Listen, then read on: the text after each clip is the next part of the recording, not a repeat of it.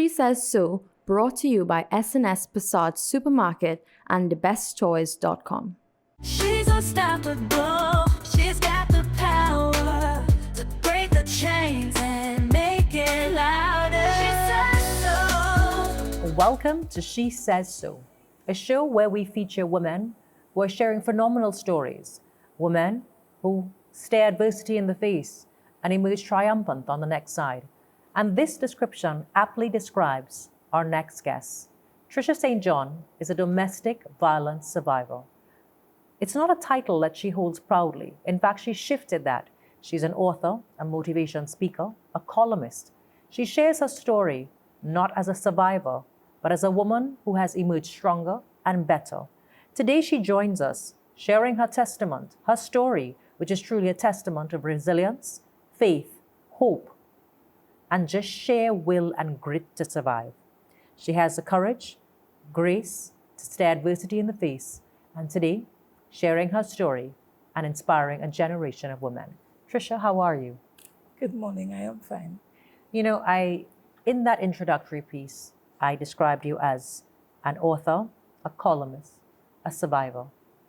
How do you describe yourself?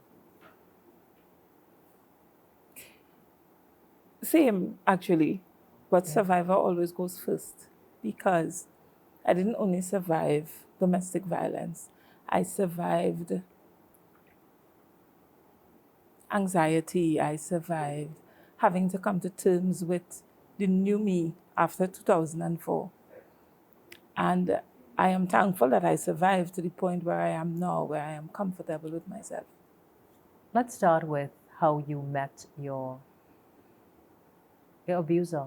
Can I describe him any other way? No, that word fits. How did you meet him?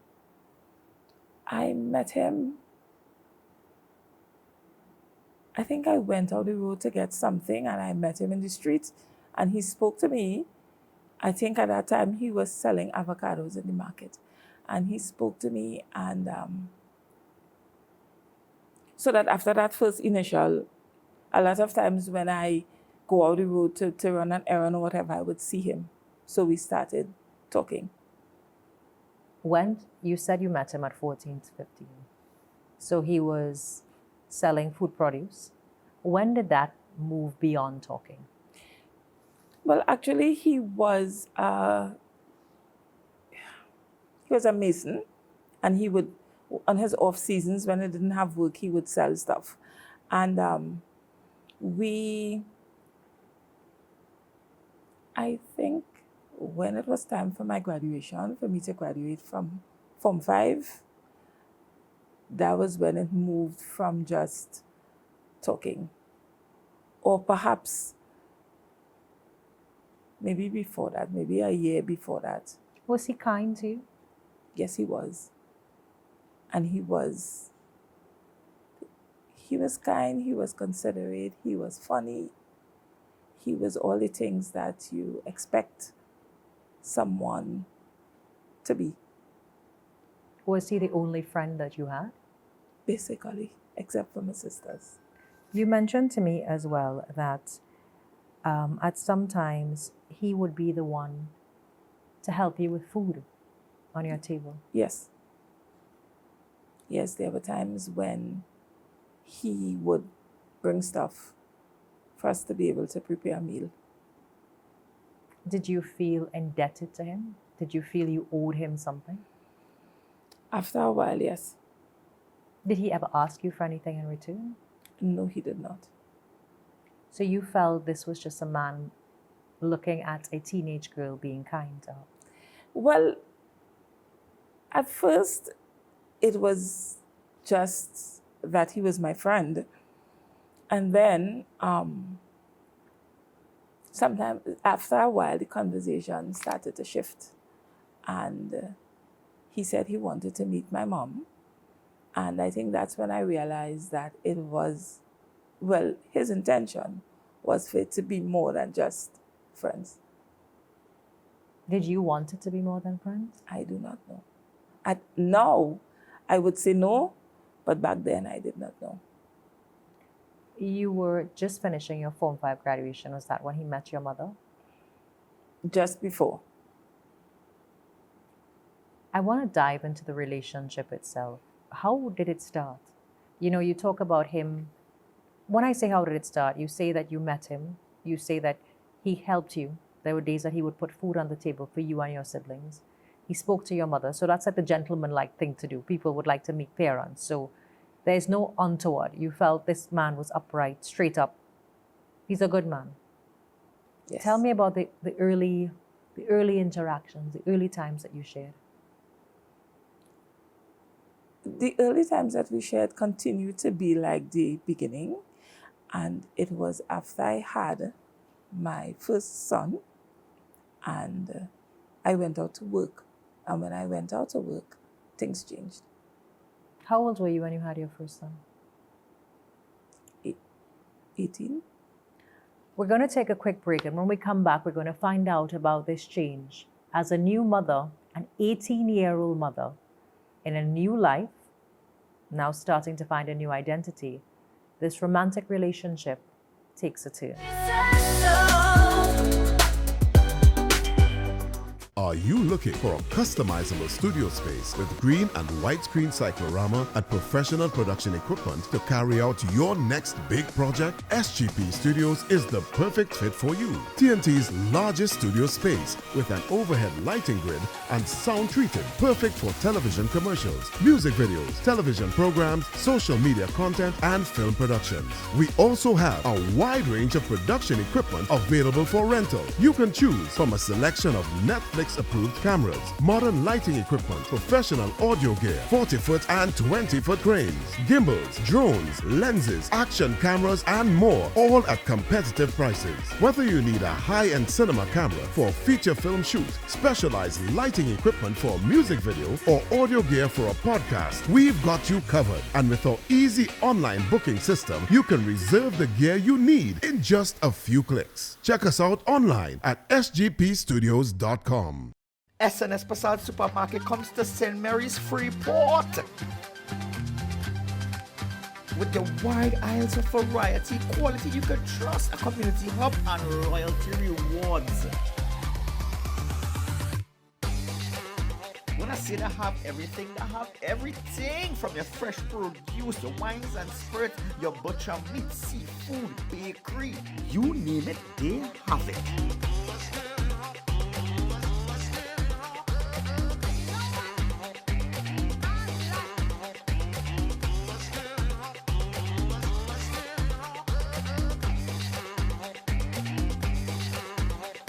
And with these prices, trust me, you're guaranteed to save some money in your pocket. So come on down and shop today at the brand new SNS Passage Supermarket, St. Mary's Freeport. The best for your baby is at thebesttoys.com. From the best strollers, car seats, baby carriers, high chairs, booster seats, rockers, jumpers and bouncers, walkers, baby blankets, feeding accessories, bathtubs, gyms and playmats, playpens, cribs, baby swings, changing tables, diaper bags, clothing and accessories, and the widest range of educational toys. We carry Infantino, Dr. Brown, Avent, Graco, Chico, Fisher-Price, VTech, Leapfrog, Disney Baby, Delta Children, Medalla, and Twist Shake. Visit us in store at First Floor Movie Town Port of Spain, Forces Flagship Maspin, Eastgate Mall Trin City, M6 Plaza Endeavour, or shop online now at thebesttoys.com. We have the best toys at the best prices. She's unstoppable. She's got the power. We're continuing a conversation with Trisha St. John. Before we took the break, at 18 years, she's now a new mother, and the man who she thought was saving her somehow is becoming a different human being. Trisha, tell me a little bit. You talk about things were great. 18 years, you have your first son. Did he want to have this child? Yes. Yeah. Yes. Did you want to have this child? Yes. You said you noticed things started to change when you went out to work. What was the first change you noticed? He became controlling. He became demanding. of my time, he became suspicious of whatever time I spent away from home. Tell me about what he would do. How would he become suspicious? What did he do? He would go through my things. He would follow me. Sometimes, because I started working, it was security work, right? My first job was as a security officer. And sometimes I would be on work and I would look up and he would be standing across the road, stuff like that. He would go through my bag when I got home. He would question me all the time. And sometimes as a security officer, you don't get relief. Okay, so you work a 12-hour shift and you're supposed to go home, but sometimes you don't get to go home. Or sometimes the person who comes in to take over from you arrives late, so then you get home late. So that also always used to be an issue. Was it violent at that time? Or was it simply just conversations? It was loud arguing, but there was no hitting. Were you ever afraid of him at that time when you realized he was following you? And you looked up one day and realized he was right there?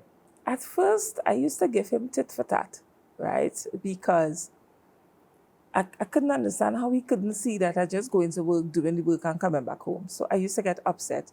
And then when he started following me, I realized that, for me, it made it seem kind of like psycho behavior. Because what you're doing following somebody around, sneaking, because you're not saying, well, I come in with you to make sure you eat safe, right? You're allowing me to leave the home thinking I'm going on my way alone. And then you're following behind me. That's sneaky, and it kind of speaks of somebody who is, well, psycho, for want of a better word. What was the age difference between you and him? 10 years. When you had your first son and things started to change, tell me, how did they change again? So we are seeing the change. He's now controlling. It wasn't violent at that time, just arguing. How did it then start to change? He started hitting. I think all that is just bundled up in my memory like a whole set of lashes and cuffs and kicks and screams. And you obviously lived in an environment where people were around. There were neighbors, there were other persons around. Did anyone ever hear you, come to your aid, ask you if they could help? No. Do you think they knew what was going on? Sometimes, yes. Sometimes, a lot of times, I would be quiet because my son would be in the other room. So, I guess. But you see, children doesn't know, so being quiet really, now I know that trying to be quiet not making no sense because children doesn't know. I remember that he took up a hammer, right? And he said he was going to open my head with it. And my son, hearing the commotion, ran inside. I remember I was crouching on the floor because he shoved me and I fell, and I was crouching on the floor. And he was standing over me with the hammer, and my son ran inside and sat on my lap and refused to move. Regardless of how many times his father told him to get up and go back outside, he refused to move. Did you think that he would hit his son? Back then, I was not sure. Yeah. So you're enduring, you have a 5-year-old son. You are now being physically abused. You're still working. Tell me about the time from then to 2004, because you define 2004 as a year of change in your life. Between then and 2004,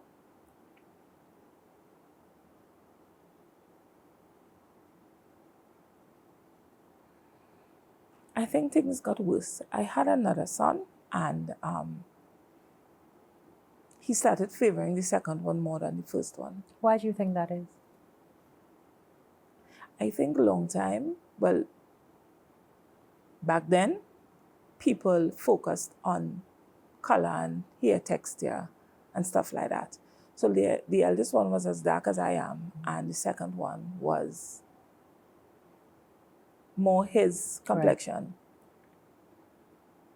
And between then and 2004, it was hard because I had to keep working. I had to deal with him showing up on work, which was embarrassing. I had to deal with not being sure what mood I would get when I got home from work. And I had to deal with all those things and deal with trying to appear as normal as possible for the sake of my two sons. Did anyone at work know what was going on? They obviously would have seen him. Yes. There was more than one occasion where the person who was in charge of me, like my supervisor, would come to the location where I was and stay there. And sometimes he would ask my son's father to leave, but he would stay simply because, and not that he was supposed to stay, he was supposed to be in office, but simply because I guess it was his way of trying to offer some sort of protection. Why did you continue to work? Did you ever think if I stop working, it may be easier? I actually never thought that, because I don't know how to not depend on myself. I learned that very early.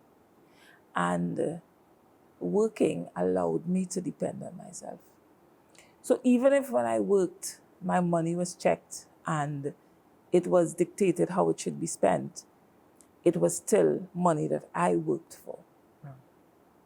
We're going to take a short break, and when we come back, we're going to lead up to 2004.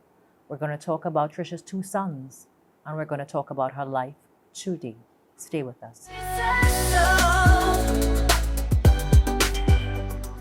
The best for your baby is at thebesttoys.com. From the best strollers, car seats, baby carriers, high chairs, booster seats, rockers, jumpers and bouncers, walkers, baby blankets, feeding accessories, bathtubs. Visit us in store at first floor Movie Town Port of Spain, Forces Flagship Mashpeen, Eastgate Mall Trin City, M6 Plaza Endeavour, or shop online now at debestoys.com. We have the best toys at the best prices. SNS Passat Supermarket comes to St. Mary's Freeport. With your wide aisles of variety, quality you can trust, a community hub, and loyalty rewards. When I say they have everything from your fresh produce, your wines and spirits, your butcher meat, seafood, bakery, you name it, they have it.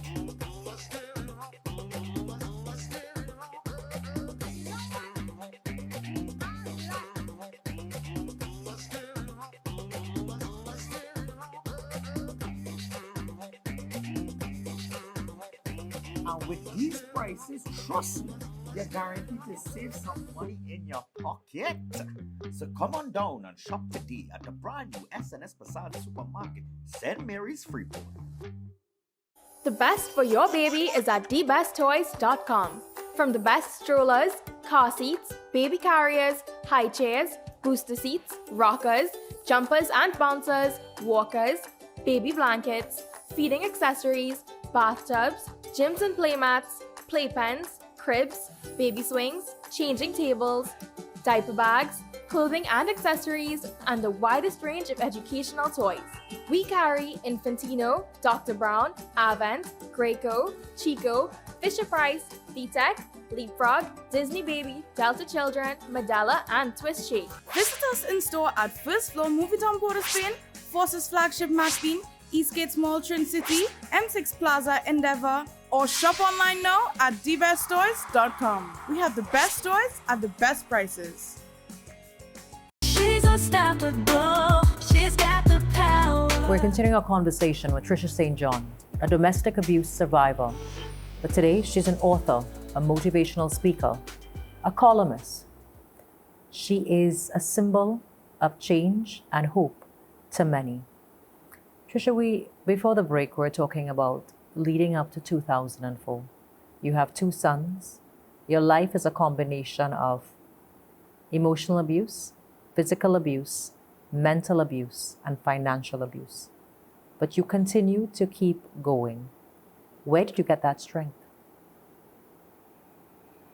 I believe I got that strength from my mother. I never saw her give up or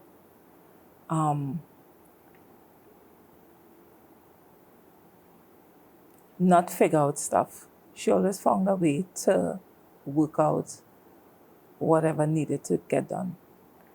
Did you ever think, I may die, when you were getting the slicks? Many times. I remember I always used to pray and ask God. And it always used to seem to me like I asking him to save me one more time. And I used to be like, because sometimes I used to feel partly like if it's my fault. And so I used to be like, God, just this one more time. Save me one more time. Tell me about that night in 2004. This was one more time. I was, and it's not like if I'll ever forget. We had already separated. He had already, I don't know if he was dating someone else, but we had separated by 2004, and I was living in Port of Spain. Did you get the strength to leave him, or he left you? You said you were already separated. I got the strength to leave him. I remember coming home one morning from work, and intimacy became an issue between us because I was no longer comfortable with him touching me, and so that became an issue. And I remember coming home that morning, and he wanted to be intimate, and I refused. And we had a guava tree outside, and he cut a branch from that, and he beat me, and he raped me. And after that, he went on the road to come back, and I called the police. When he came back, the police were obviously there. Were they there? When he got home, when I called the police came, and they took me to the doctor. And when we came back, he was home. And I remember them taking me back to the station, and I sat in the station for the entire day. I gave my statement and everything, and I sat in the station, and I refused to go home. And I remember when it was time for the shift to change, an officer said to me, Miss Anjan, you have to go home, you can't stay here. And I said to her that if I can't stay here, then I don't know what I'll do, because I was not going back there. So you're in the station. Tell me, how did you leave the house? Did you go back and pack with the police officers? Actually, what happened is that the police officers, after the shift changed, the shift that came on, I sat in the station practically the whole night, and somewhere coming to morning, they took me to a safe house. And the next day, they came and got me and carried me back to pack up my stuff and get my sons. What did he say to you? He wasn't allowed to speak to me when I went back to get my things. So you're separated, you're still working, you have two sons to take care of. What happened in 2004? In 2004, he attacked me with a sharpened cutlass. His intention was... Tell me about that led up to that. Where was he? Where were you? What happened on that day for this man to feel like he was coming to you? There was nothing that happened on that day that would have incited him to violence, except perhaps perceptions in his own head. And I say that because I was living in Port of Spain at the time, and he was living in Princestown. He was actually still living on my mother's property. And I came to Prince. I hadn't seen, he had, by that time he had my sons, and I hadn't seen them in more than a year. So I came to Princestown and I went to the school. And then I went home with them because it was 2 houses on the piece of land, so my sister was to the front. And I would have spoken to him, and I would have, because he would have told me how they were doing in school. And then I went to the front by my sister, and so there was no anger. Well, as far as I knew, there was no anger, there was no quarreling, there was no upset. And I was, at the time when he attacked me, I remember I got a phone call, so I stepped outside. And I was standing in the road talking on the phone. And my back was turned to the house. So I was facing, looking down the street, and he came up behind me and just started chopping me with the cutlass. Did you know he was in the house? Yes, I knew he was home. He was to the back where he lived with the 2 boys. But I didn't expect him to attack me because we hadn't had any argument.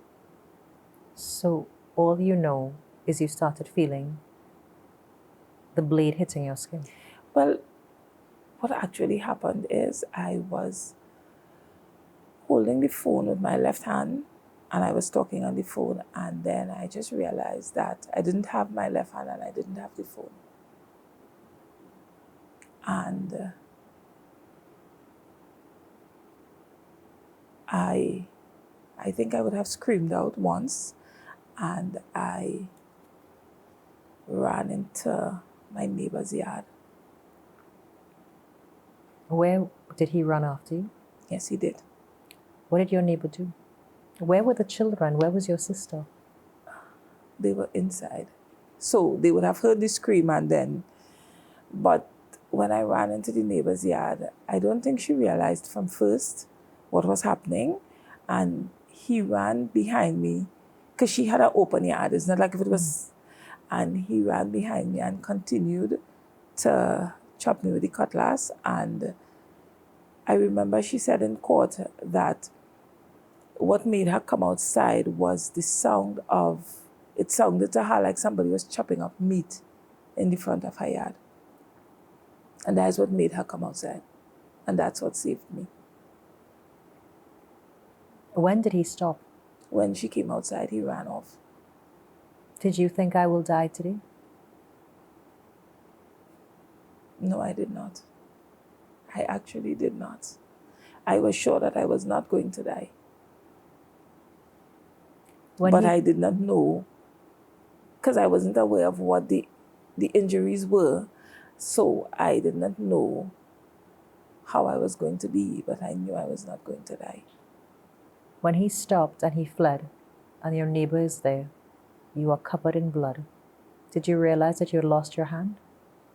I didn't realize that I had lost my hand until I got up. Because when he ran off, I initially thought I need to move from the front of the yard so that if he came back, I wouldn't be right in his vision. And when I got up and I started walking around to the back of my neighbor's yard, I realized that something warm was hitting me on my face. And when I looked, I realized it was that I didn't have the arm and that blood was gushing out and spraying on me. Did you faint at the sight of your blood? Did you? No. I got to the back of the yard and I sat down, and my sister, one of my sisters who was a student nurse at the time, I remember her holding on to me, and I guess at some point I must have started to feel sleepy because she kept slapping my face and telling me that I couldn't go to sleep. And I remember at that time thinking that all I wanted to do was sleep. But afterwards, she said that because of the blood loss, I could have gone into a coma. I want to say that people should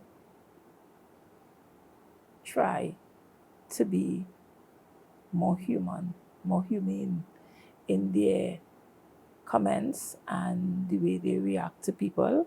And I want to say to the people who are the employers, employers of different institutions, people do not, okay, so people who are the people who are labeled as disabled, and I do not like that label at all, but that's what society uses. So people who are labeled as disabled are still people. We still have feelings, we still have needs, we still have bills to pay, and it isn't nice to discriminate. It's not. But your story will hopefully change a lot of people's minds today. Trisha, thanks so much for sharing your story, which She Says So. She has shared so much of her personal journey. She's an author, a motivational speaker, she's an entrepreneur, and she's on a quest and a mission to acquire a prosthetic limb. Trinidad and Tobago, if you're listening to this interview and you've heard what she's gone through, I think maybe we deserve to show her a little faith in humanity. We now come to the end of today's show. Stay with us for another episode as we continue to share with you insightful stories of women who have done amazing things.